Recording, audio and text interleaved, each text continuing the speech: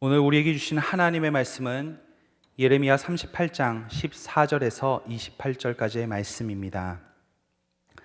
시드기야 왕이 사람을 보내어 선지자 예레미야를 여호와의 성전 셋째 문으로 데려오게 하고, 왕이 예레미야에게 이르되 내가 내게 한 가지를 물으리니 한마디도 내게 숨기지 말라.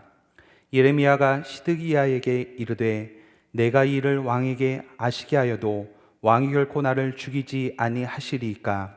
가령 내가 왕을 권한다 할지라도 왕이 듣지 아니하시리이다. 시드기야가 왕의 비밀이 예레미야에게 맹세하여 이르되 우리에게 이 영혼을 지으신 여호와께서 살아계심을 두고 맹세하노니 내가 너를 죽이지도 아니하겠으며 내 생명을 찾는 그 사람의 손에 넘기지도 아니하리라 하는지라.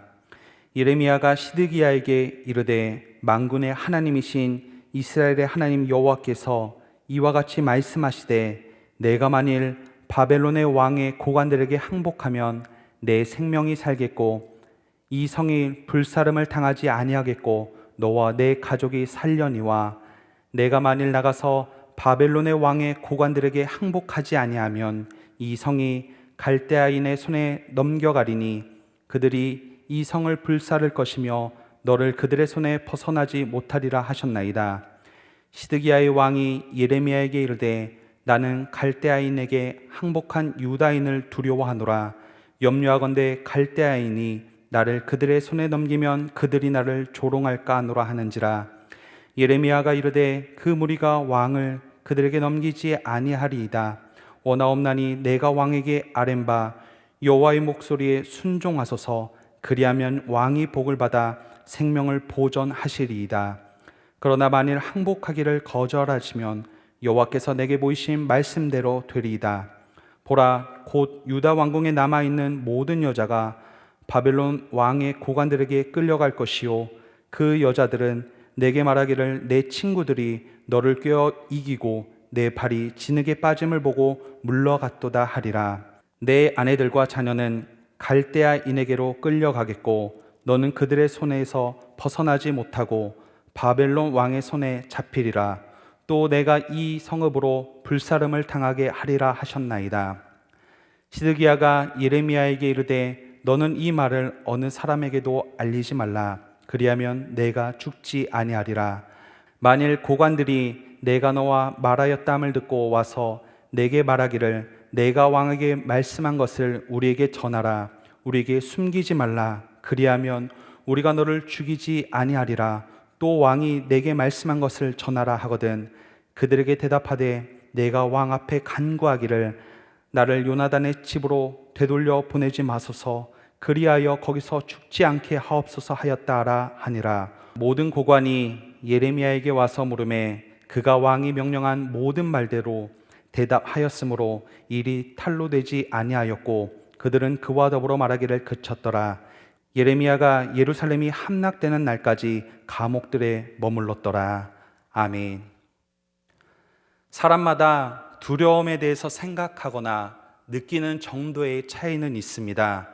그러나 어느 누구든지 각자가 느끼는 두려움의 대상이나 특별한 상황이 있을 수 있고 그 상황 속에서 크고 작은 두려움을 느끼곤 합니다. 어떤 사람은 홀로 있을 때 두려움을 느끼는 분이 있습니다. 또한 어떤 분은 벌레와 같이 특정한 물체를 보기만 해도 두려움을 느끼는 분도 있습니다.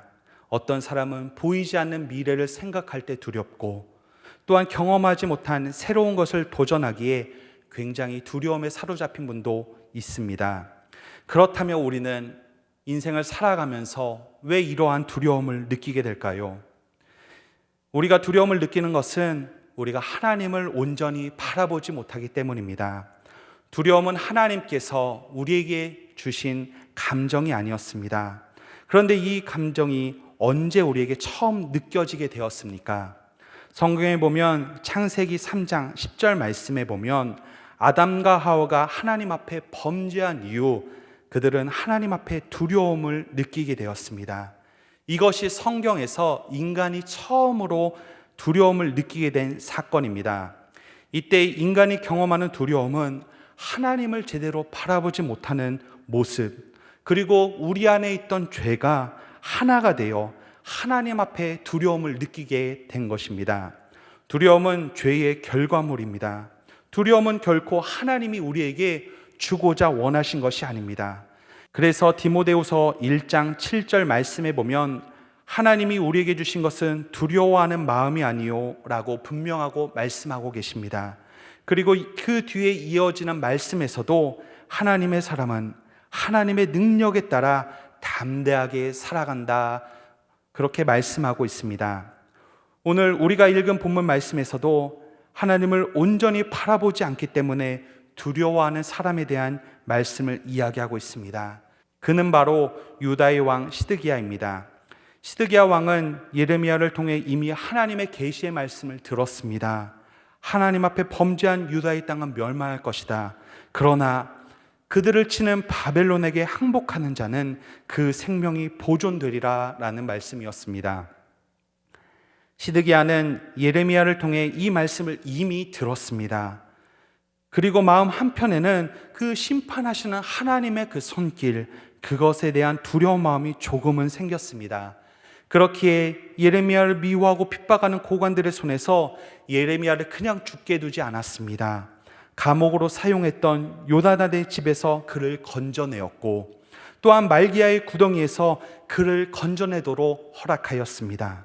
그리고 무엇보다 감옥에 있는 예레미야를 오늘 말씀에 보면 다시 비밀리에 불러내어 다시금 그를 통해 하나님의 예언의 말씀이 어떤 것인지 확인하고 있습니다.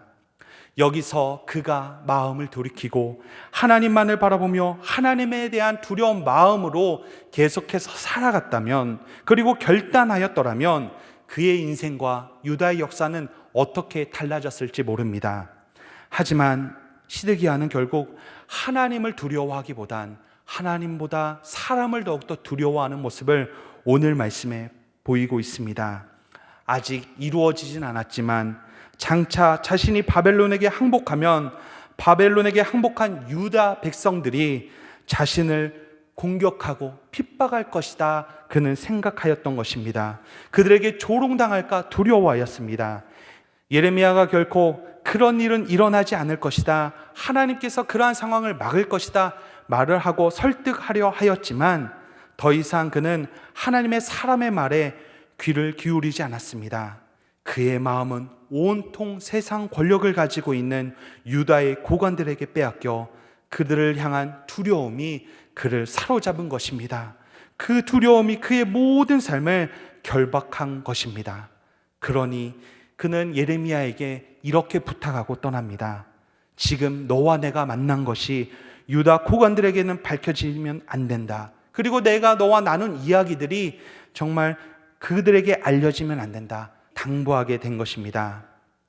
결국 시드기야는 이제는 어떻게 합니까? 오늘 말씀에 보면 그는 다시 확인하였지만, 하나님의 메시지가 무엇인지 다시 두려운 마음에 확인하였지만 그는 그 말씀에 순종하지 않는 모습을 보이고 있습니다. 순종을 주저하다 결국 기회를 놓쳐버리고 마는 것입니다. 끝까지 눈에 보이는 사람의 권력만 두려워하여 눈에 보이는 하나님을 외면해 버리고 마는 것입니다. 시드기야의 이러한 모습은 전형적인 불신앙의 모습입니다. 눈에 보이는 사람이나 상황을 두려워하면 눈에 보이지 않는 하나님께 순종할 수 없습니다. 두려움은 우리를 말씀에 순종하지 않는 어리석은 자로 만듭니다. 그래서 신학자 벵겔은 두려움에 대해서 이렇게 말했습니다. 하나님만 두려워하는 사람은 하나님이 아닌 것에 대해서는 아무것도 두려워하지 않는다. 하지만 하나님을 두려워하지 않는 사람은 하나님 외에 모든 것을 두려워한다. 과거 일제강점기 시대에 일본이 한국 명사들을 다 불러놓고 일본의 무기 창고를 구경시켜 주었던 사건이 있습니다. 현대적인 무기들을 가지고 있는 막강한 일본군의 힘을 보여줌으로써 조선인들이 일본군에게 협조를 잘하면 앞으로 잘 살게 될 것이라는 의미였습니다. 일본 군들은 자신들의 무기를 다 보여주고 난 후에 그들에게 소감을 물었다고 합니다.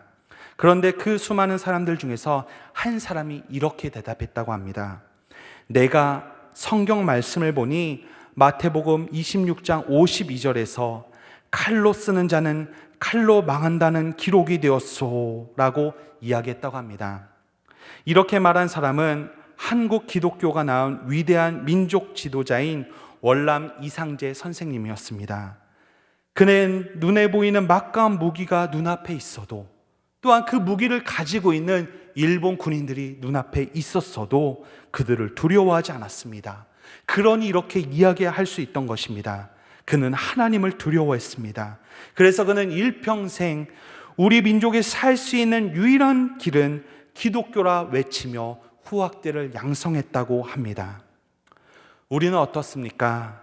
오늘날 무엇을 두려워하며 살아갑니까? 코로나 바이러스가 두려우십니까? 경제적 위기가 두려우십니까? 개인의 몸과 마음의 건강이 사라질까 두려우십니까? 사람들이 우리 믿음의 성도들을 어떻게 평가할지 그것들이 두려우십니까? 우리가 진정으로 두려워할 것은 하나님밖에 없음을 기억하는 삶을 살아가시길 바랍니다. 하나님의 시선을 두려워해야 합니다. 오늘도 이 하루를 살아가면서 세상을 두려워하며 세상에 인정받기를 위해 살아가지 마시고 오로지 하나님을 두려워하며 하나님 앞에 인정받는 삶을 내가 살아가고 있는지 그것을 생각하며 힘쓰며 살아가시길 바랍니다. 하나님을 두려워하며 경외하는 믿음의 삶을 우리가 온전히 살아갈 때 주님께서는 우리의 삶을 붙드실 것이고 또한 우리의 삶 가운데 은혜를 주실 것이며 또한 용기를 허락하실 것입니다. 오늘도 주님만 두려워하며 경외하는 삶을 살아가는 믿음의 삶을 살아가는 저와 여러분들의 삶이 되시길 주님의 이름으로 축원합니다. 함께 기도하도록 하겠습니다. 이 시간 우리 기도할 때 오늘 하루도 우리가 세상을 두려워하는 삶을 살지 않게 하시고 모든 시선이 하나님께 맞춰져 하나님만 두려워하는 삶을 살아가게 하여 주시옵소서. 그리고 또한 하나님만 경외하는 삶을 살아가는 온전한 믿음의 삶을 살아가게 하여 주시옵소서. 또한 교회를 섬기는 모든 교역자들과 나라와 민족을 위해서도 이 시간 함께 기도하며 나아가도록 하겠습니다. 함께 기도하시겠습니다. 살아계신 아버지 하나님, 오늘도 우리가 모든 시선을 주님 앞에 맞추길 원합니다. 우리가 이 세상을 살아가면서 세상의 시선을 빼앗겨 세상을 두려워하며 세상의 눈치만 보지 않게 하여 주시옵소서. 온전히 우리의 삶을 인도하시고 구원하시며 또한 우리를 정말 은혜의 자리로 함께 인도하실 그 주님의 은혜들만을 바라보게 하여 주시옵소서.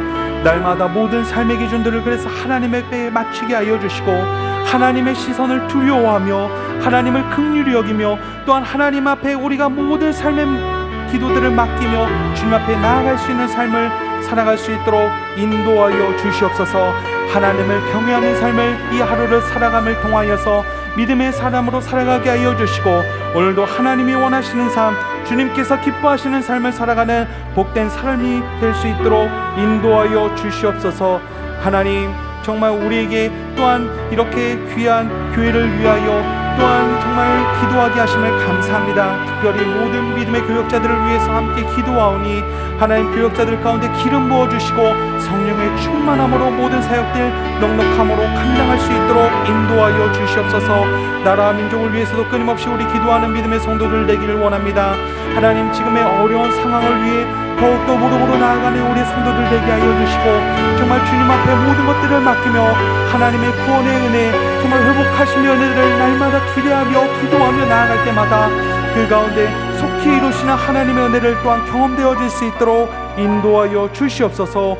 오늘도 우리의 모든 삶 가운데 주님께서 동행하시며 함께 하실 줄 믿습니다. 이제는 우리 구주 예수 그리스도의 은혜와 아버지 하나님의 크신 사랑하심과 성령님의 교통하심이 오늘도 세상을 바라보며 두려워하는 삶을 살아가는 것이 아니라 우리 하나님께 모든 시선을 맞추며 주님만을 두려워하며 경외하는 삶을 살아가길 결단하는 모든 영혼들 가운데 이제부터 영원까지 함께 하시길 간절히 축원하옵나이다. 아멘.